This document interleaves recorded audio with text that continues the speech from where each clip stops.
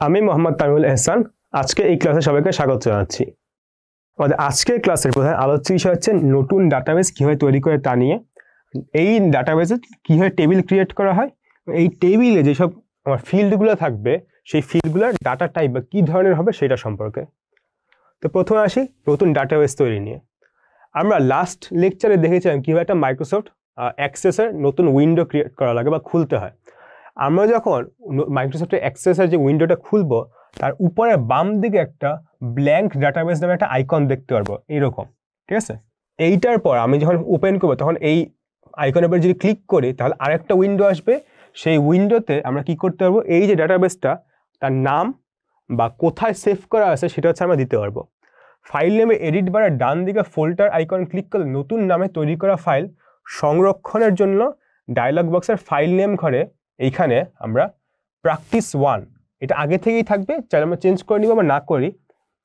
এই নামে ফাইলটি কোন ফোল্ডারে সংরক্ষণ করব সেটা বলে দিয়ে এরপর আমরা জাস্ট ফোল্ডারটি ক্রিয়েট করে নিব।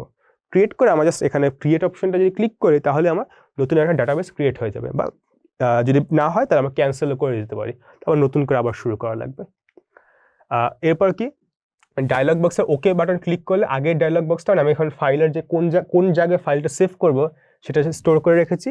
এবার কি ক্রিয়েট বাটনে ক্লিক করলে আমার কি বলে কীভাবে টেবিল যে ক্রিয়েট করতেছে, কারণ এরপরের স্টেপ হচ্ছে টেবিল ক্রিয়েট করা। সেই স্টেপের আগ পর্যন্ত আমার সব ক্লিয়ার হয়ে যাবে। আমাদের ডেটাবেস ক্রিয়েট হয়ে গেল, আমাদের নেক্সট স্টেপ হচ্ছে কি টেবিল ক্রিয়েট করা। আমরা এরপর এইরকম একটা উইন্ডো দেখতে পারবো। এই অবস্থা আমার একটা ডেটাবেস ক্রিয়েট হয়েছে কিন্তু কোনো টেবিল ক্রিয়েট হয় নাই। যদিও কোনো টেবিল ক্রিয়েট হয় নাই, বাট তাও আমার অ্যাক্সেস আগে থেকে একটা টেবিল 1 নামে একটা ডামি একটা টেবিল দেখাবে। আমরা চাই এটাকে রাখতেও পারি, নাও রাখতে পারি। আমরা এটাকে চাইলে এই যে টেবিল 1কে রাইট ক্লিক করে আমরা এই জায়গাতে যদি রাইট ক্লিক করি তাহলে আমি রিনেম করতে পারবো, বা আমার অন্য কোনো চেঞ্জ যদি লাগে এখান থেকে আমরা করতে পারবো। আচ্ছা, তো আমার এখানে ক্রিয়েট হয়ে গেল। তো আমার নেক্সট কাজ কি, নেক্সট কাজ এই যে ডেটাবেসটা ক্রিয়েট করলাম তার এখানে নতুন একটা টেবিল ক্রিয়েট করা। আচ্ছা, সো প্রথমে হচ্ছে আমরা একেবারে বাম সাইডে এই জায়গাতে দেখা যাক একটা ভিউ বলতে একটা অপশন আছে। এই ভিউয়ের নিচে একটা ড্রপডাউন মেনু আছে। এই ড্রপডাউন মেনুতে যদি ক্লিক করে এখানে দুইটা অপশন আসে, একটা হচ্ছে ডাটা শিট ভিউ আর একটা হচ্ছে ডিজাইন ভিউ। আমরা ডাটা শিট যে ভিউটা, সেই ডেটা শিট ভিউয়ে আমরা কি করি, যে ইনফরমেশনগুলো যে আছে সেইগুলো আমরা দেখি, আর ডিজাইন ভিউতে হচ্ছে আমরা যে টেবিলটা কীরকম হবে সেইটা হচ্ছে আমরা ডিজাইন করি। ভিউ ড্রপডাউন থেকে ডিজাইন ভিউটা যদি আমরা সিলেক্ট করি তাহলে হচ্ছে সবার শুরুতে এই যে সেভ এস নামে একটা ডায়লগ আসবে। কারণ হচ্ছে আমরা আগের থেকে টেবিলটাকে কিন্তু সেভ করে রাখি নাই। এটা জাস্ট আমাকে অ্যাক্সেস একটা টেবিল দিয়েছিল, ওটা কিন্তু আমরা সেভ করি নাই। আগে সেভ করে এরপর হচ্ছে আমরা হয়তো ওই টেবিল সম্পর্কে কোনো ইনফরমেশন যদি লাগে সেটা হচ্ছে আমরা চেঞ্জ করব। এখানে টেবিলের নাম দেওয়া লাগবে, টেবিলের নাম আমার যেটা ইচ্ছা সেই অনুযায়ী আমি দিয়ে দিব। আপাতত এখানে টেবিল 1 দেওয়া আছে, আমরা সেই অনুযায়ী টেবিল 1 রেখে কাজগুলো শুরু করতে পারি। টেবিল 1 নাম থাকবে, এই নামেই ডাটাবেস টেবিলটা সেভ হবে। সেভ করার জন্য বা চেঞ্জ করলে চেঞ্জ করব। সেভ করার পর ডায়লগসে ওকে বাটনটা প্রেস করব। প্রেস করা হয়ে গেলে আমার নতুন টেবিলও ক্রিয়েট করা হয়ে গেছে। এরপরের কাজ কি, এরপরের কাজটা হচ্ছে কি ডেটাবেস টেবিলে ফিল্ড নির্ধারণ। আমরা যেহেতু আমরা আগে থেকেই ডিজাইন ভিউতে আছে আমরা যাওয়ার চেষ্টা করতেছিলাম, সো এখন হচ্ছে ডিজাইন ভিউয়ের যে পার্টটা সেই উইন্ডোতে হচ্ছে আমার এখানে চলে আসবে। সো এখানে কি হবে, এখানে আছে ফিল্ড নেম। আমার এখানে যে অপশনটা আসবে সেই অপশনটা হচ্ছে দেখতে এইরকম। এইখানে হচ্ছে একটা ফিল্ড নেম নামে একটা হচ্ছে নতুন যে উইন্ডোটা, নতুন উইন্ডোতে এখানে দেওয়া থাকবে যে ফিল্ড নেম, আর এইখানে দেওয়া থাকবে হচ্ছে ডেটা টাইপ যেটা সেটা, ঠিক আছে। মানে আমার ধরা যাক হচ্ছে আগে যে আমরা একটা টেবিল দেখেছিলাম, সেই টেবিলে কি ধরো যাক সিরিয়াল নাম্বার ছিল, নাম ছিল, আর একটা ধরা যাক রোল ছিল। এখানে রোলকে একটা নাম্বার, নাম হচ্ছে কি কিছু টেক্সট, ঠিক আছে। আর সিরিয়াল নাম্বার হচ্ছে একটা নাম্বারের মতো, বাট ওই একটু অন্যরকম। এখন কথা হচ্ছে সবগুলো এরকম আলাদা দেওয়ার দরকার কি, আলাদা দেওয়ার দরকার হচ্ছে কোনটা কোন ধরনের ডেটা সেটা যদি ওকে বলা হয় তাহলে তার সুর অনেক সহজে করতে পারবে। পার্থক্যটা কি দেখো, একজনের একটা ফিল্ডের হচ্ছে কি ধরা যাক মার্কস, ঠিক আছে। মার্কস নামে হচ্ছে একটা ফিল্ড আছে যেটা হচ্ছে কারো নাম্বার বোঝায়। এই মার্কসে দেওয়া আছে 5, 6, 7, ঠিক আছে। এইগুলোকে আমরা যদি টেক্সট হিসেবে লিখি, মানে জাস্ট নর্মাল লাইন, মানে এবিসি যেগুলো, এগুলো হচ্ছে টেক্সট। এই 5-6 কিন্তু আমি ইচ্ছা করে টেক্সট হিসেবে চিন্তা করতে পারি, কারণ যে ABC5 এটাও একটা টেক্সট না, হ্যাঁ, কিন্তু 5কে কিন্তু আলাদা হিসাবে একটা নাম্বার চিন্তা করতে পারি।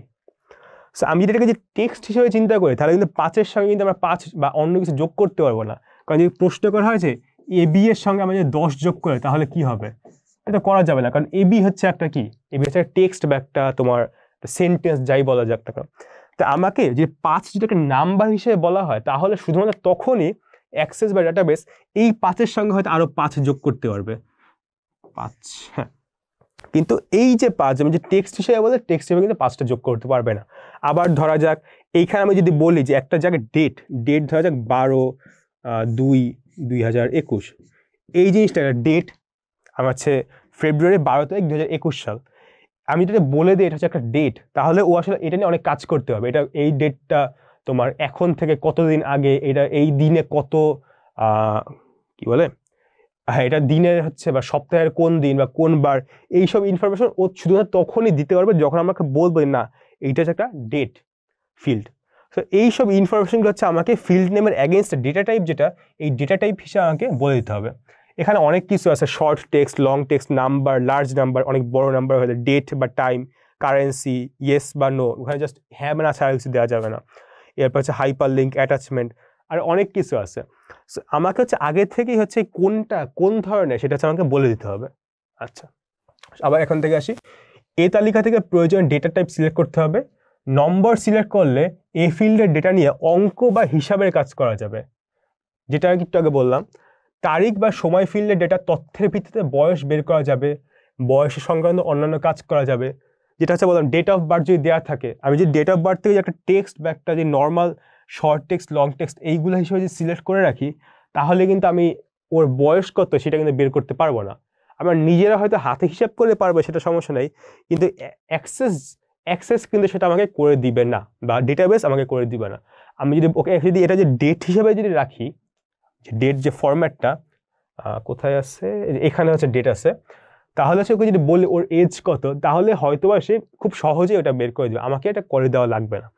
এর জন্যই আমার কোন ফিল্ড কোন ডেটা টাইপের সেটা হচ্ছে আমাকে আগে থেকে স্পেসিফাই করে দেওয়া লাগবে।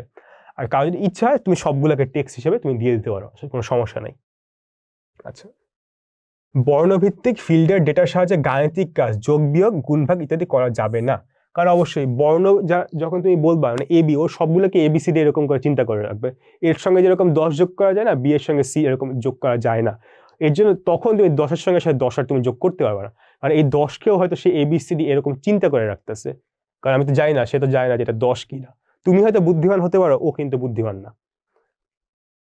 ডেটা টাইপ সিলেক্ট করার সঙ্গে সঙ্গে নিচের দিকে ফিল্ডস প্রপার্টি অংশে ডেটা আরও কিছু বিষয় নির্ধারণ করে দিতে হবে, যেমন ফিল্ড সাইজ, তোমার এটা কত বড় হবে, এই যে তুমি যে একটা ধরো টেক্সট রাখলা, এটাকে 10 সাইজের হবে নাকি 20 হবে 100 হবে, এটা বলে দিতে হবে। এখন এটা বলে দেওয়ার কারণটা কি, কারণ তুমি যদি বলো যে আমার কাছে একটা নাম রাখবো, কারোর নাম 20 অক্ষরের বেশি হবে না, তাহলে করবে কি, সে প্রত্যেকটা নামের জন্য 20 অক্ষর জায়গা খালি রাখবে, ঠিক আছে। এখন কারোর নাম যদি 20-এর থেকে বেশি হয়ে যায় তাহলে কি হবে, ওই পরিমাণ কিন্তু বাদ পড়ে যাবে। এই আমাকে আগে থেকেই ফিল্ডের সাইজ কত সেটা হচ্ছে আমাকে নির্ধারণ করে নিতে হবে, ঠিক আছে। এর জন্য ফিল্ড সাইজ প্রয়োজনীয়তা একটু বড় হওয়া ভালো, মানে যাতে তোমার কাটাকাটি করে বাদ যেতে পড়ে না যায়। আবার এমন হইতে পারে আমার এখানে একটা ফোন নাম্বার কিন্তু ইউজুয়ালি 11 ডিজিটের হয়। এখন ধরা যাক আমি আসলে ফোন নাম্বার 11 ডিজিটই রেখে দিছি, কয়েকদিন পর ফোন নাম্বার 1 ডিজিট বাড়ায় 12 ডিজিট করা হলো, তখন কিন্তু আমি আর সেভ করে রাখতে পারবো, অনেক কিছু কাটা পড়ে যাবে। হয়তো কিছু বাড়ায় হয়তো 15 রাখতে পারি, আমি যদি বাড়ায় যে 100 রেখে দিই, কারণ অনেক পরে হয়তো 100 হইতেও পারে, এটা কিন্তু খুব একটা সম্ভব না। সো এইখানে অনেকগুলো জায়গা কিন্তু নষ্ট হয়ে যাচ্ছে, এই জন্য আমার অপ্রয়োজনীয় ইউজটা আসলে ঠেকাতে হবে, বেশি বড় রাখা ঠিক না, ঠিক আছে। সো এইখানে এই যে ফিল্ড নেম আর যে ডেটা টাইপ, এইগুলো আছে তোমার যে কোনটাকে কি বলে, এইটা একটু যদি খুঁজে দেখো তাহলে একে বুঝতে পারবো। আচ্ছা, সো আমাদের এই যে ক্লাসটা, এই ক্লাসটা আমরা এখানে শেষ করছি। ভালো থাকবে, সুস্থ থাকবে, ধন্যবাদ।